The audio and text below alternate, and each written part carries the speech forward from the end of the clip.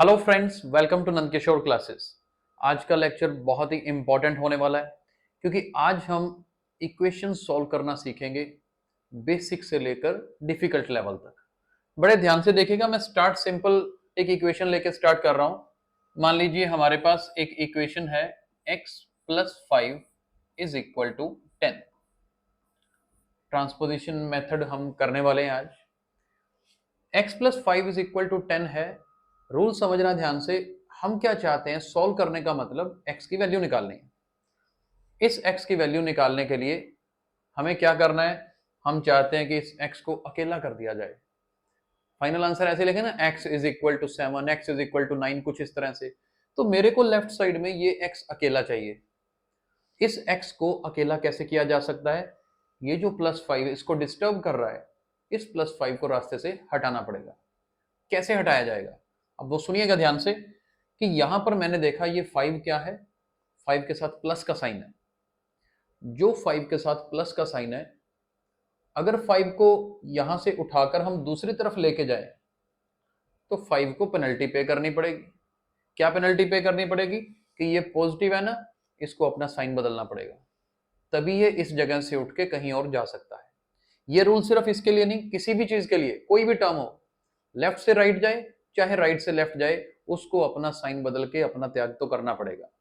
कैसे करना पड़ेगा, यहां देखिए, यहां पर ये 5 जब दूसरी तरफ जाएगा तो 5 का साइन बदल जाएगा और क्या बनेगा, 10 माइनस 5 बनेगा।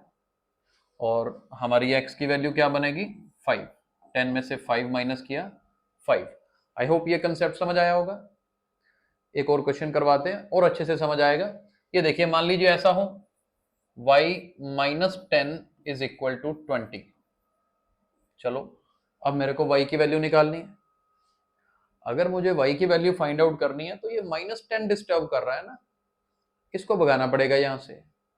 और माइनस 10 को भगाते वक्त क्या करना पड़ेगा, ये जो माइनस का साइन है, अब ये माइनस का है तो दूसरी तरफ जाके क्या बनेगा, प्लस का बन जाएगा।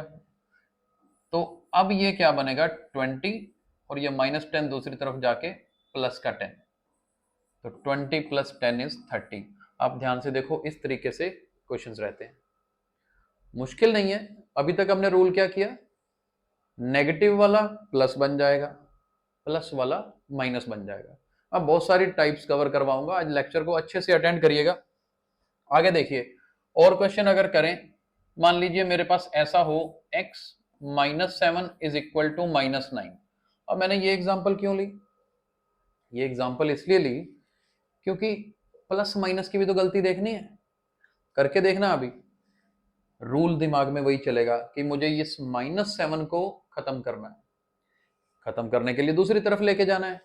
अब दूसरी तरफ लेके जाना है तो क्या होगा, प्लस का 7 बन जाएगा राइट साइड में जाके, माइनस 9 तो था ही, तो ये होगा माइनस 9 प्लस 7 इज -2।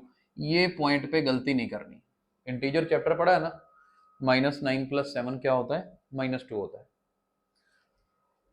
दोनों का साइन जब अलग अलग हो ना, एक माइनस का एक प्लस का है, करते सब्ट्रैक्शन है, 9 में से 7 माइनस किया 2, लेकिन इंपैक्ट बड़े नंबर का होता है। 9 नेगेटिव था तो आंसर भी नेगेटिव। छोटी छोटी चीजें, इनका ध्यान रखिएगा। अब ये तो हो गया प्लस और माइनस का सिस्टम। अब मल्टीप्लिकेशन और डिवीजन का सिस्टम भी पढ़ते हैं। जैसे प्लस वाला माइनस हुआ, माइनस वाला प्लस हुआ। अब मान लो ये क्वेश्चन है 4x इज इक्वल टू 8। ठीक है जी, 4x इज इक्वल टू 8। अब 4 तो x के साथ बिल्कुल चिपक के बैठा है, इसको बोलते हैं मल्टीप्लिकेशन। ये 4 और x दोनों क्या है, मल्टीप्लिकेशन में है। अगर ये दोनों मल्टीप्लिकेशन में है तो मल्टीप्लाई का उल्टा क्या होता है, डिवाइड। याद रखना, वहां प्लस और माइनस एक दूसरे का ऑपोजिट लिया था, मल्टीप्लाई का ऑपोजिट क्या होता है, डिवाइड। यानी कि अगर मैं इस x को अकेला करना चाहता हूं, 4 को रास्ते से हटाना पड़ेगा, लेकिन क्योंकि ये मल्टीप्लाई में है तो इसका ऑपोजिट डिवाइड है, डिवीजन से ही हटेगा ये। मतलब ये 4 जब दूसरी तरफ जाएगा ना तो 8 जो है 4 से डिवाइड हो जाएगा। यानी कि इसको बोलते हैं 4 इधर आके 8 के नीचे लग जाएगा, डिनोमिनेटर में आ जाएगा, चरणों में बैठ जाएगा, कुछ भी याद रखो। और 4 से 8 को काट दीजिए लोएस्ट फॉर्म में, तो we will get value of x as 2। I hope ये कंसेप्ट समझ आया होगा। लेकिन सिर्फ इतना ही नहीं है, इसके बाद क्या करना होता है, जरूरी नहीं ना हमेशा ऐसी सिचुएशन ही आए। मान लो ऐसा आ जाता -2x इज इक्वल टू 10, ऐसा आ जाता तो क्या करते हैं, अब x को खाली करना है तो ये -2 को हटाना होगा, बात तो सिर्फ इतनी है। अब -2 जो है x के साथ मल्टीप्लिकेशन में है, तो अब पूरा का पूरा -2 जो है वो 10 के नीचे ले आइए। स्टेप तो वही रह गया जो करना था हमें, 2 से 10 काटिए 5, लेकिन ये डिनोमिनेटर में माइनस का साइन भी है ना, तो x की वैल्यू कितनी होगी, -5 होगी। मैं अलग अलग तरह की टाइप्स आज के वीडियो में कवर कर रहा हूं, एंड तक अटेंड करना, सारे बेसिक्स कवर हो जाएंगे। आई होप ये समझ आ गया होगा अभी तक। अब मान लीजिए ये तो एक तरफ माइनस का साइन था, हो सकता है दोनों तरफ हो, ऐसा हो जाए -4x इज इक्वल टू -12, तो घबराना नहीं है, रूल वही रहेगा, खत्म तो ये -4 ही करना है ना। तो अब पूरा का पूरा -4 जो है -12 के नीचे आ जाएगा, 4 से 12 काट दीजिए 3, और माइनस और माइनस प्लस वैसे ही बन गया, तो आंसर कितना आएगा, सिर्फ 3 आएगा। याद रखना ये माइनस और माइनस क्या हो गया, प्लस हो गया। डिवीजन में यही रूल लगता है। बात सिर्फ इतनी नहीं है, अब कई लोग कंफ्यूज कहां होंगे, जैसे मान लो ये आ जाए -x इज इक्वल टू 7, अब क्या करें, हमें तो x की वैल्यू निकालनी है ना, ये माइनस का साइन एक्स्ट्रा है साथ में, ये याद रखना, ये माइनस का मतलब ये अकेला माइनस नहीं है, एक्चुअल में -1 है, 1 तो हम लिख नहीं रहे। तो अगला स्टेप आप ये कर सकते हो कि वो -1 उठा के नीचे ले आए, डिवाइडिंग बाय -1, और अल्टीमेटली क्या होगा, डिनोमिनेटर में 1 से तो कोई इंपैक्ट पड़ेगा नहीं, ये माइनस साइन 7 के साथ लग जाएगा, तो x की वैल्यू -7।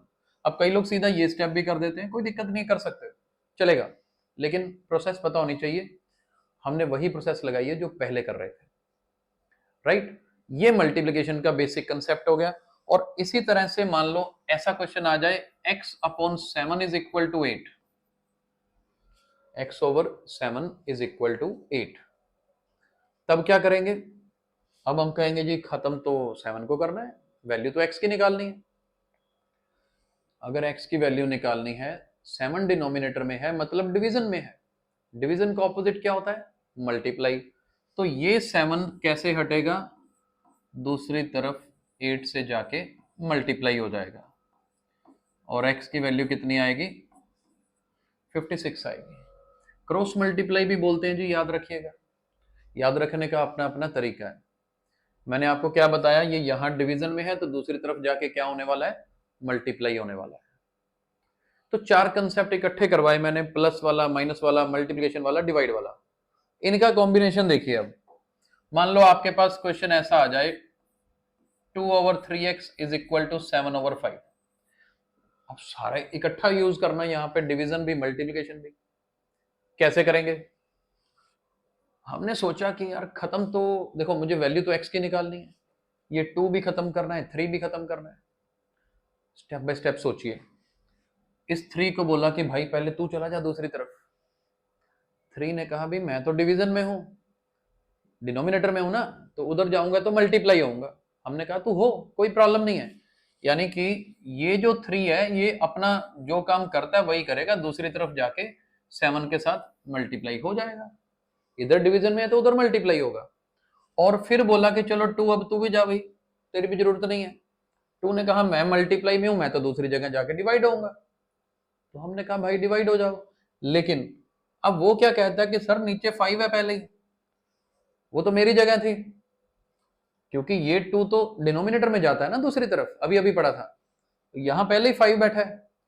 तो हमने उसे समझाया कि भाई 5 है तो क्या हुआ, मिलजुल के रह लेना। 5 भी मान गया, तो हमने क्या किया, इस 2 को भी नीचे ले आए, 5 है तो है, तो ये 2 इधर 5 से मल्टीप्लाई हो गया, क्रॉस मल्टीप्लाई बोलते हैं इसको। डिनोमिनेटर ऊपर जाके न्यूमरेटर से मल्टीप्लाई हो जाता है, ये 2 नीचे डिनोमिनेटर से मल्टीप्लाई हो जाता है, और फाइनली x की वैल्यू आपके पास है, कितनी आ रही है, 7 3 21, 5 2 10, so this is 21/10। Last question करवा रहा हूं इसी तरीके का, क्योंकि ये इंपॉर्टेंट कंसेप्ट है। लेट्स सपोज ये है हमारे पास, ध्यान से देख लीजिए, ये क्वेश्चन है। तो अब डायरेक्ट करेंगे क्रॉस मल्टीप्लाई। कैसे क्रॉस मल्टीप्लाई? 7 उधर 8 से मल्टीप्लाई, और ये 3 नीचे 5 से मल्टीप्लाई। तो आंसर कितना बनेगा?